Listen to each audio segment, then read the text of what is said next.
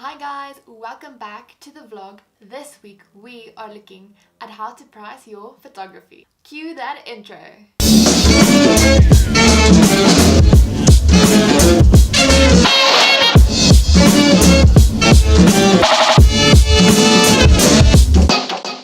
So guys, why do you need to know how to price your photography? And as a client, why do you need to know how photographers price their photography? Let's get into it. So guys, just to give you a specific overview of what I do when I price my photography, I had to recently make like a menu card so they know how much it's going to cost for a specific shoot if it's something different each time. So it basically goes like this: cost of materials plus your cost of labor plus your overheads will give you a total cost. Then if you would like, you can go and take that total cost plus a 10% or 20% profit, and that will give you your final price. What does each one imply? Cost of materials are things like packaging, your shipping fees, the storage, like say external stuff like that, and the digital files. If you're uploading, it does cost you to upload your files to your client if you're not shipping it. So you need to look at those things. Then also cost of labor. Cost of labor will be stuff like the time you spend actually shooting the photos, also the editing, traveling, and meetings as well. Then over to overheads. Overheads can be stuff like software, the software that you're using to edit these photos, the equipment that you're using, and then also things like the marketing on various platforms, say like Facebook or Instagram or stuff like that. So guys, that's basically the three main things you need to cover. It's the materials, the labor, and then the overheads. So your overheads can be a lot of stuff. It doesn't need to be just what I said now, I just gave examples, but like electricity and your hours driving and etc, etc. So basically it came down to my rate shooting per hour, the labor that you're actually shooting, then the per hour drive, then selecting photos per hour, the amount of time it takes me to select photos, because if you do really big shoots, it sometimes can take up to 2 hours to select photos, even more.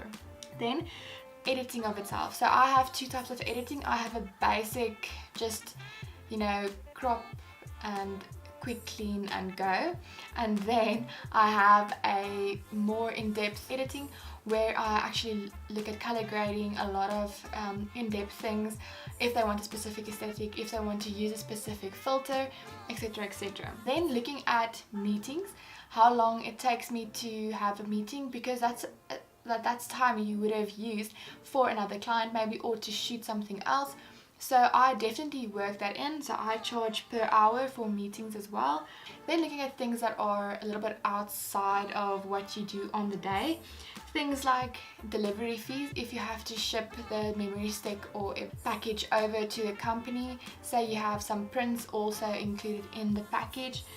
Then also if a company wants a specific aesthetic and you don't have the equipment for that, you will also charge that in as well. You will also have equipment hire. Equipment hire can also be, you can actually have something like model hire as well. If you need to source the model, you can have that in as well. I didn't even put that in, but come to think of it now, I think it's really important to put that in as well. Then of course also looking at packaging. If you do everything in excellence, you'll definitely deliver all these photos also in excellence. You won't just deliver it on a random memory stick or something. You'll actually look at packaging, because at the end of the day your packaging will also contribute to your name. It will contribute to how people view your work, and it's just something to think about if you actually want to expand your business. I also added product setup costs. That's just if I have to go out and I have to go buy some plants, if I have to go buy backdrops, if I have to print something for the shoot, because of what myself and my clients speak about or think about, then I can carry those costs through them. If you are a photographer, you kind of know what works and what doesn't, so you will rather want to get those props yourself. So that's also something you need to keep in mind. Then also you can have this menu set up, but you can also have things like how much it will cost a person for a single hour, so they can actually have an estimate and don't have to go work it out themselves. And then also have a half day and a full day package. So half day for me will be 4 to 5 hours, and a full day will be, of course, 8 hours. Anything more than that, I think it's not good for you, especially creatively. If you are a person who really can commit to more than 8 or 10 hours on a day of photography, you are great, and I am really appreciative of you. But to me, I get really tired. At 8 hours, you are really tired. Creatively, you are drained to a certain point, and you just need that nice cup of cappuccino, or just to get yourself back to home, go lay on that couch, you know. Pricing isn't just, oh, I know this person, so I'm going to give them half price. It's an industry, it's a business, and you have to price it like that. Not only for yourself, but really to help out the people who are doing this full time, you know. People who are using this platform to grow their business and to build a certain reputation regarding photography. They are really working hard for their business, and to understand that you have to have respect for the industry for you to actually approach it. So guys, zoom in on that like button, hit subscribe if you like that, and if you want to see me on your feed, click that little bell. See you in the next one.